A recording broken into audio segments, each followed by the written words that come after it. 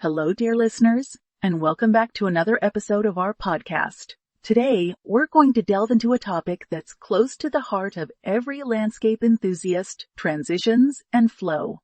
We're going to talk about how to create a seamless connection between different areas of your landscape, making it a harmonious and visually appealing space.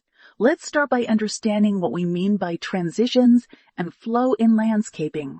In essence, it's about creating a smooth, natural progression from one area of your garden to another. It's about ensuring that each part of your landscape feels connected to the rest, rather than being a disjointed collection of separate elements. Now, achieving this seamless flow might seem like a daunting task, especially if you're dealing with a large or complex landscape. But don't worry, I'm here to guide you through it step by step. Firstly, let's talk about the importance of a master plan. Before you start planting or building anything, it's crucial to have a clear vision of what you want your landscape to look like. This doesn't mean you need to have every single detail figured out, but you should at least have a rough idea of the different areas in your landscape and how they'll connect to each other. Once you have your master plan, the next step is to create a sense of continuity. This can be achieved through the use of consistent elements throughout your landscape.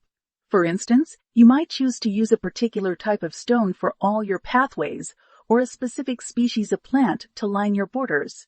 This repetition of elements helps to tie the different areas of your landscape together, creating a sense of unity and flow.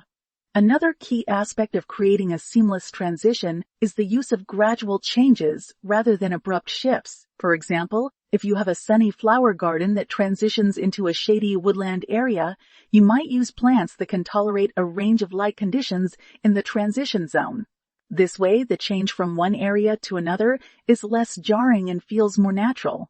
Now let's talk about the role of paths and walkways in creating flow. Paths are like the arteries of your landscape, guiding visitors from one area to another.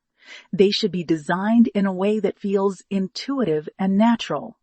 Avoid sharp turns or sudden changes in elevation, as these can disrupt the flow and make your landscape feel disjointed.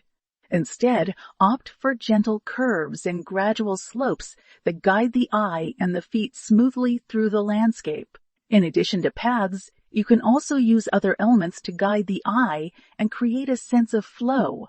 For instance, a row of trees, a hedge, or a garden wall can serve as a visual guide, leading the eye from one part of the landscape to another. Similarly, a water feature or a piece of garden art can serve as a focal point, drawing the eye and creating a sense of direction. Finally, remember that creating a seamless transition is not just about the visual aspects. It's also about creating a sensory experience. The rustling of leaves, the scent of flowers, the texture of the ground underfoot.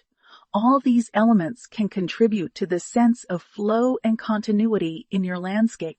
In conclusion, creating a seamless transition between different areas of your landscape is all about planning, consistency, gradual changes, and sensory appeal. It might take some time and effort to get it right, but the end result, a harmonious, visually appealing landscape that feels like a unified whole, is definitely worth it.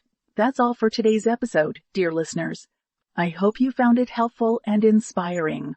Remember, your landscape is a canvas, and you are the artist. So go ahead, unleash your creativity, and create a masterpiece that reflects your vision and personality. Until next time, happy gardening.